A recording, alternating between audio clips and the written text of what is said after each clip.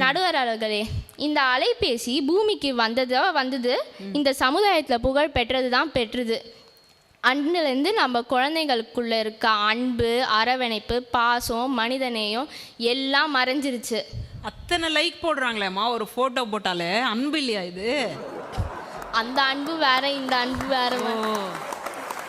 இப்போ இந்த உலகத்தில் இந்த ஃபோனுக்குள்ளே ஸ்னாப் சாட்டுன்னு ஒரு செயலி இருக்குது. காலையில் கூட பார்த்தேன்.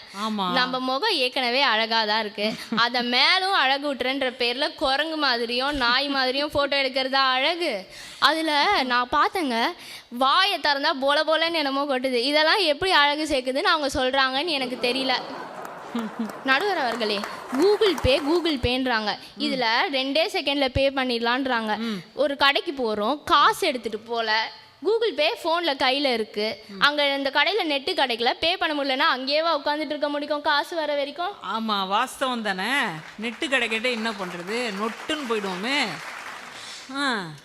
சரி, பள்ளி மாணவர்களின் கையில் மொபைல், அதான் தலைப்பு. பள்ளியில் மொபைல் எடுத்துகிட்டு போகிறாங்க. கிளாஸ் நடக்கிறத கவனிக்க விட்டுட்டு காதில் இயர்ஃபோனை மாட்டிட்டு மொபைல் கவனிக்கிறாங்க. ஒரு வீடியோ பார்த்தேன், அதை வேறு ஃபோட்டோ எடுத்து இன்ஸ்டாகிராமுமா போட்டுட்டு இருக்காங்க நம்ம மாணவர்கள். இது எப்படி மாணவர்களோட மூளையை வளர்க்கோன்னு கேட்குறேன் நான். அதை விடுங்க. இப்போ நான் என்னோட நண்பர்கள்கிட்ட பேசிகிட்டு இருக்கேன். அப்போ நான் மொபைல் யூஸ் பண்ணுறது தவறு, அதனால் நம்மளுக்கு நிறைய கெட்டது வருது, நம்ம கண் பாதிக்கப்படுது, நமக்கு மூளையில் கட்டி ஏற்படுதுன்னு சொன்னால் ரொம்ப வினோதமாக பார்க்குறாங்க. தேசத்துக்கு எதிரானவர் படி அறிவியலுக்கு எதிரானவராக பார்க்குறாங்க நம்மளை. ஆமாம், ஆனால் அந்த அறிவியல் நல்லது தான். ஆனால் அந்த மொபைலில் இருக்க நீல விசை அது நம்ம கண்ணை எவ்வளோ பாதிக்குது தெரியுமா? நம்ம கண்ணுக்குள்ளே போய் நம்ம கண்ணில் இருக்கிற பாகங்களை அது பாதிக்கிறது அவங்களுக்கு தெரியாமல் போயிடுச்சு. இதெல்லாம் தெரிந்து கொண்டு நம் வாழ்க்கையை இந்த மொபைல் அழிக்க முயலுதுன்னு நம்ம தெரிஞ்சுக்க வேணும். இப்போ இந்த மொபைலை பற்றி நான் ஒன்று சொல்கிறேங்க, கேளுங்க. இந்த மொபைலுக்காகவே எழுதின பாட்டு மாதிரி.